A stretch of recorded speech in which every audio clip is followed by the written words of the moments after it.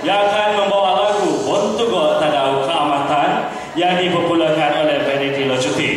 Dan beliau ini masih lagi bersekolah. Yang mewakili kampung penampang proper. Beliau yang dimaksudkan ini adalah Adik Francisca Romana David. Bagi tepukan gemuruh untuk peserta yang ketujuh ini.